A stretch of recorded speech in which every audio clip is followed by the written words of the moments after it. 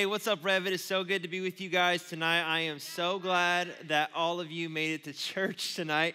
Hey, listen, we are in week 2 of our last series of the year called Meaning. And in this series, we are spending some time, our last few Wednesdays together, talking about how to find meaning in our lives. And also how to live it out. And tonight we're going to focus our attention talking about how to find meaningful friendships.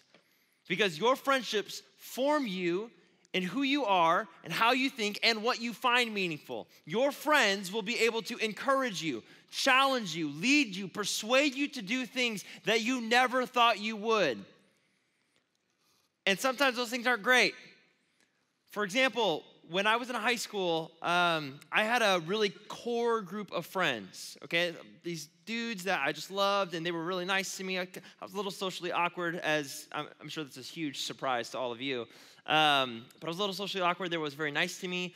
But just because they were nice didn't mean that they weren't also dumb. Because we were dumb. Like, we were just dumb high school boys. I know that none of you are that. You're all very smart, beautiful, talented people. We struggled in all of those areas, me and my friends. And we did a lot of dumb things together. And one of the problems that we had was that all of the dumbest things we ever did would be kind of sourced to one friend. Do you all have that one friend? My one friend was Caleb, okay? Caleb had 2 skills in high school. One was coming up with the craziest stuff to do, especially when we had nothing going on. And 2, he had this power to convince me and my friends to do whatever he told us to do. We would do it. And one night we were all hanging out and he asked us, hey, have you guys ever heard of this product called Nair? And this is Nair right here. We've got a picture of it. This is Nair. I'd never heard of it. My friends and I never heard of it. And so we were like, no, what is this? And he was like, Nair is a chemical compound that's designed to melt your hair follicles so that instead of shaving, you could just wipe your hair off of your body with a towel. And his idea was we should try it out, see if it actually works. So me and all my friends got in a car and we went to Target. We bought 2 bottles of Nair and we decided to test it out. Caleb went big, okay? He put it on all of his legs, his back, his neck, his arms. I decided to go a little bit lower, low key, and just put it over my left eyebrow, okay? Now, the instructions said to keep this stuff on for 15 minutes for maximum effect. I bailed after 4 minutes because it started to hurt a little bit, but apparently that is all the time you need to take off an entire eyebrow because I was eyebrowless instantaneously. Caleb left his on for 20 minutes. That stuff was on him for so long that all of his hair was for sure gone, but it started to eat away at his skin. We had to take him in the backyard and literally hose him off. I mean, I lost an eyebrow. I didn't have an eyebrow for 3 weeks, but Caleb still has scars on his body to this day from that night. My point is, your friendships will form you in one way or another. They will influence how you think and what you do, and sometimes they can leave you with scars. Sometimes it's goofy and silly, like losing an eyebrow. But sometimes you're left with emotional, mental, even spiritual scars from your friends. So it matters who is in your company. It matters who your friends are. And the Bible actually talks a lot about this, about who we have in our company. And in one letter in the New Testament, 1 Corinthians, Paul is writing to the Corinthian church, and he says this. He says, do not be misled. Bad company corrupts good character. Now, I think the point that Paul is trying to get at here is the power of what I call mediocre friendships. Mediocre friendships. Mediocre friendships are the friends that you have in your life that have no problem convincing you to move away from your values. They have no problem pushing you outside of your comfort zone. They have no problem telling you to forget all of this God stuff, all of this church stuff, and just do whatever feels good in the moment. That's what I would call mediocre friendships. But the thing about what Paul said in 1 Corinthians is that the opposite is also true. This principle works when you are surrounded with not mediocre, but meaningful friends. When you're surrounded by meaningful friends, this is kind of the phrase that comes to mind, that good company brings a meaningful life. Meaningful friends are the ones that are going to love you for who God created you to be.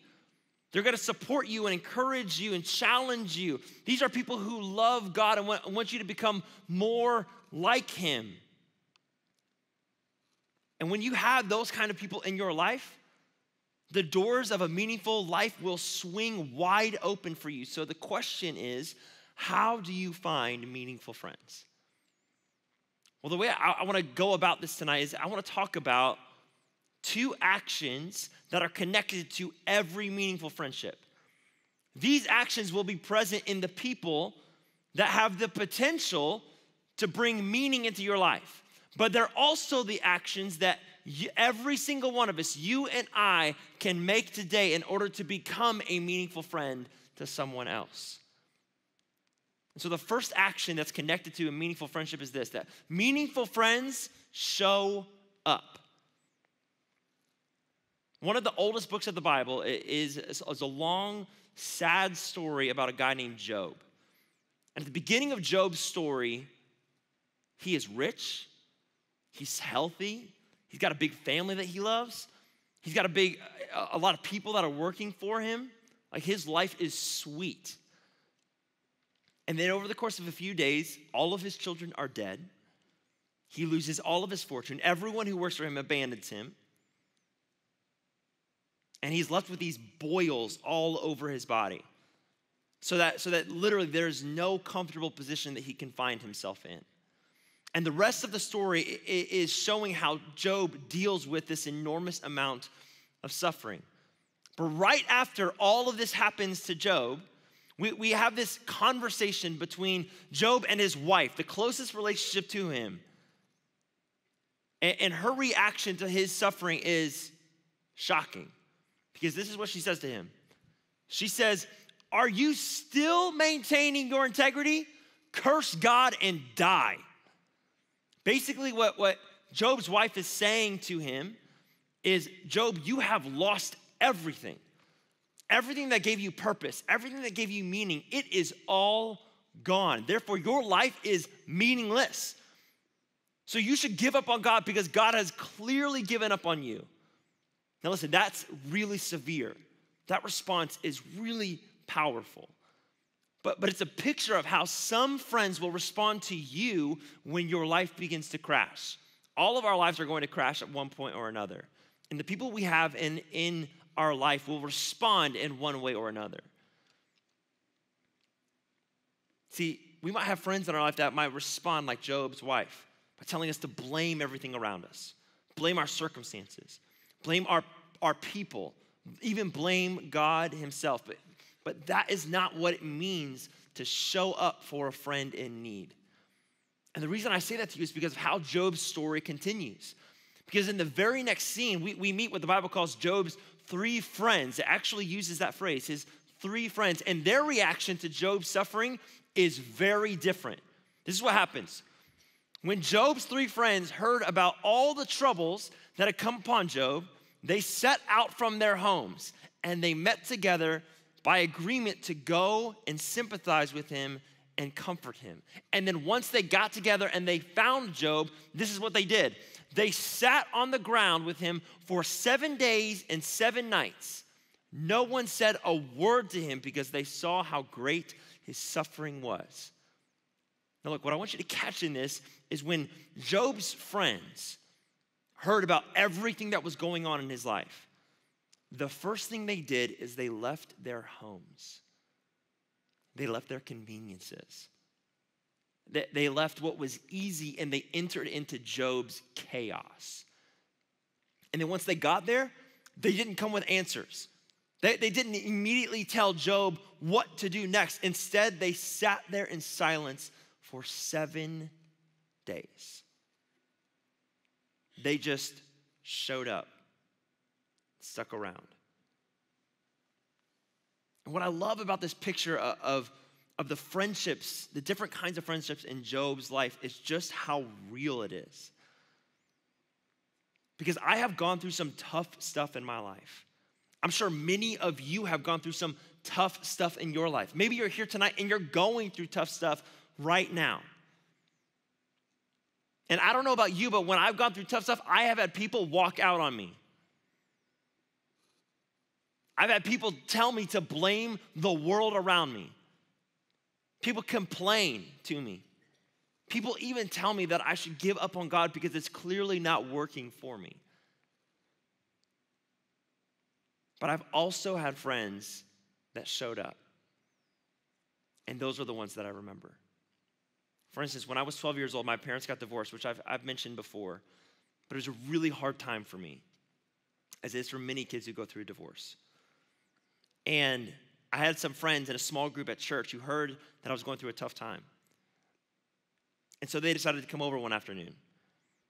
And we got together, and literally for an entire afternoon, the only thing that we did was we played Mario Kart for like hours.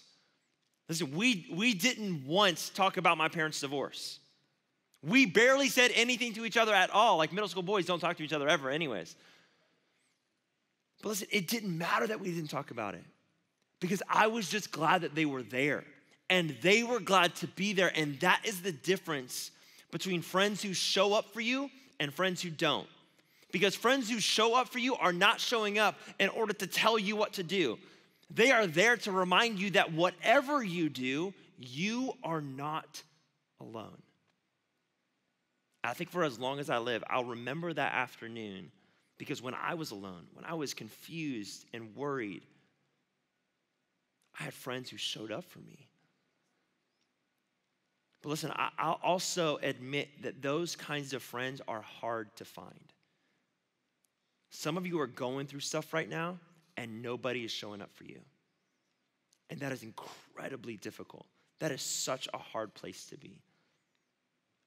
But listen, my encouragement to you is in the waiting, do not settle for mediocre friendships that will steal meaning from your life. Instead, hold out for meaningful friendships. And listen, one of the best ways that I know to find friends that will be willing to show up for you is finding some people in your life that you are willing to show up for first. Sometimes we have got to be the kind of friend that we need in order to find the friend that we need. We've got to learn how to show up. The first action that meaningful friendships make is that they show up. And the second action is this: they show love. There are more references to the idea of friendship in the book of Proverbs, which is in the Old Testament of the Bible, than there are in any other book in the entire Bible. And this makes sense because if you know anything about Proverbs, Proverbs is all about God's wisdom applied to our everyday life. And so, of course, God's wisdom is going to say something about our friendships because our friendships form us in how we think and what we do and how we live and what we find meaningful. And in chapter 17 of Proverbs, we see a picture of what a meaningful friend actually looks like and where they come from and how they're supposed to be used in our life. This is what it says in Proverbs 17. It says, a friend loves at all times, and a brother is born for a time of adversity. So I remember the first time one of my guy friends told me that he loved me, and it was weird. Just weird. Here's what happened. It was a Wednesday night. I was in high school, and it was after youth group, and I was having just a tough time at school and at home, and so I was telling my dudes about it. I was just kind of confessing to them what I was going through. And after I got done telling all this stuff, one of the guy friends in the circle was just like, well, man, I love you. And that was it. That was all he said. And he just stared into my soul for like 45 seconds. And like I didn't know how to respond, but like time was ticking away and it felt like an eternity. And so eventually I was like, thanks? Like, I don't know. Like what was I supposed to say in that moment? Like it just felt weird. You know what I'm saying?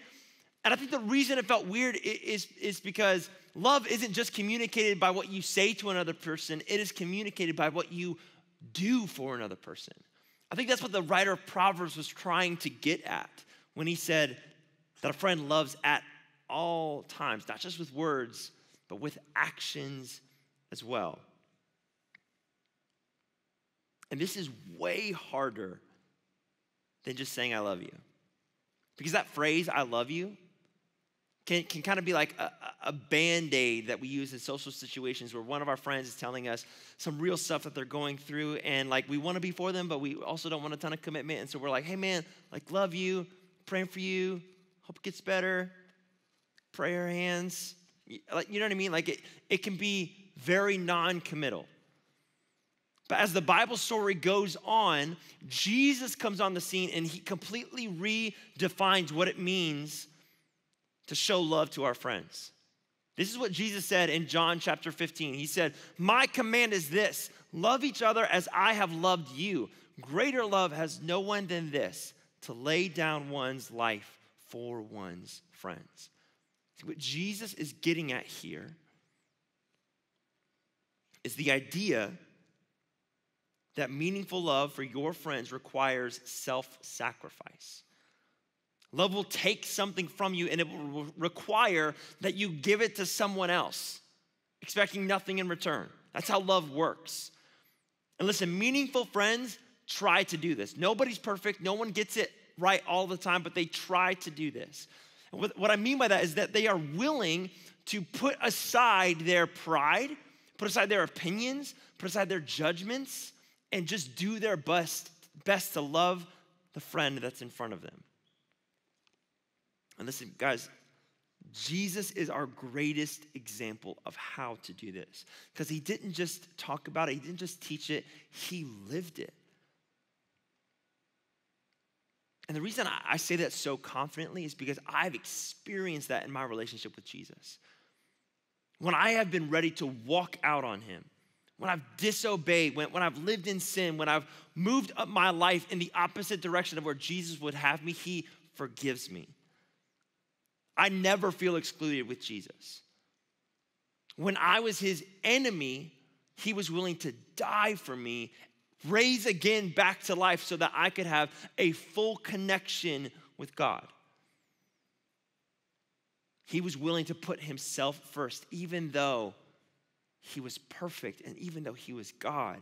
He didn't let any of that stand in the way of reminding me and reminding you of his love.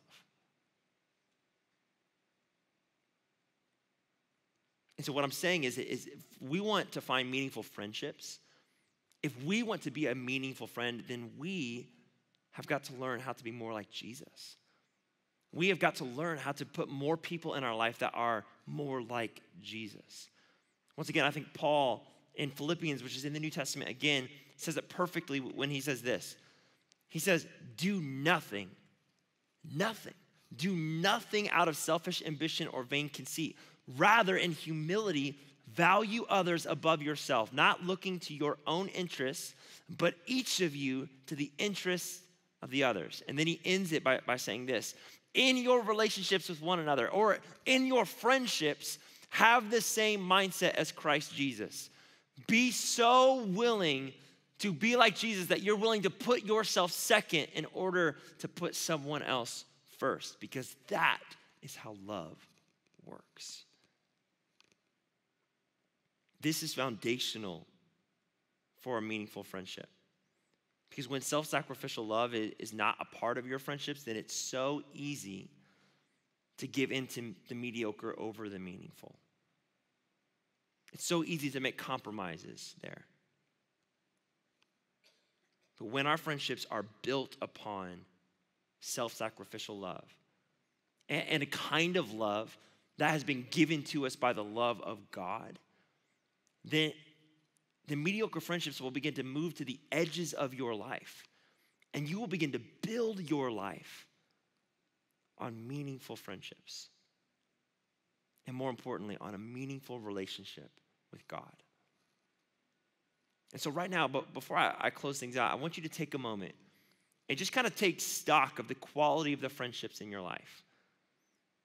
Like, do you have friends right now that are willing to show up for you? Not show up to give you quick and easy answers. Not show up to tell you what's the easiest route to avoid pain. Not show up because it's convenient for them or because it's a good time in your life, but because your life is crashing. To show up to remind you that there's life beyond chaos. To show up to just sit with you and remind you that you matter. Do you have friends that are willing to show love? Do you have friends that are willing to actually listen? To pay attention to what you're going through and not just put a Band-Aid over what is going on in your life? Do you have friends that are willing to just have a good time and not let it go too far where it becomes breaking your values or going against who God has created you to be?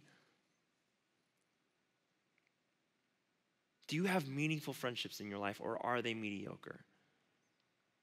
But listen, none of us are off the hook when it comes to our friendships because we play a vital role in all of our friendships. So the same question has to be asked of you. Are you showing up for your friends? Are you willing to leave your conveniences and your comfort to enter into someone else's chaos? Are you willing to put yourself second so that someone else can feel like they're first? Are you willing to not just say, I love you, but to live like you love them?